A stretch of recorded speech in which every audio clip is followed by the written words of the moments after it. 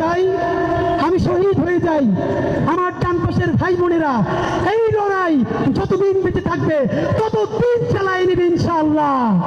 আল্লাহ ছাড়া এই জমিনের নিচে আর কাউকে ভয় পায় না। অনেকে আমাদেরকে বলে, ভাই নির্বাচনের পরে কেমনে থাকবেন? আপনাদেরকে একটা কথা বলি, যাদেরকে আপনারা বড় মাস্তান মনে করেন, এই মাস্তানেরা যদি মাস্তানি হইতো, এই মাস্তানেরা মাস্তানি কইরা হাসিনারে পতন করতে পারতো।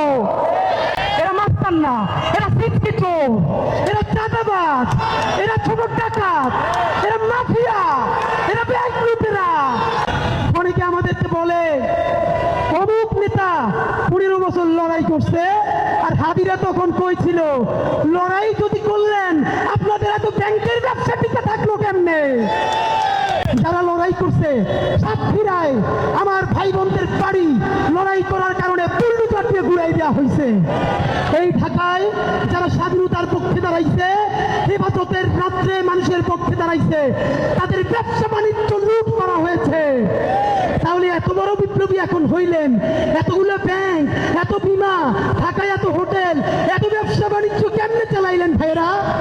এই সব কথা বলে আমাদের পিছনে লাগে লাভ নাই।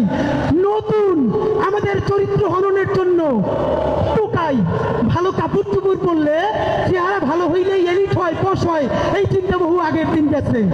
ভালো কাপড় চুপড় সব থেকে সন্ত্রাসী দুনিয়া সিনার চাইতে বেশি কেউ পড়তো না। 800 ভরি স্বর্ণ দুনিয়া সিনার ছিল, এর মানে সোনাদানা দিয়ে যদি এলিট হয়, হাসিনার চাইতে বড় কোনো এলিট নাই। অনেকে বলেন আমরা নাকি সততা সেল করি। ভাইয়েরা, সততা বেচি বলতে কোনো দিতে নাই। যদি সাহস থাকে আপনারাও সততা বিক্রি করে দেখান। এনএসআই, ডিজিএফআই, ডিবি, এসপি থেকে শুরু কইরা এমন কোন এজেন্সি নাই যাদের কাছে ওসমান হাদি, জাবের, জুমা, শান্তাদের ব্যাংক অ্যাকাউন্ট, বিকাশ অ্যাকাউন্ট নাই, সব আছে।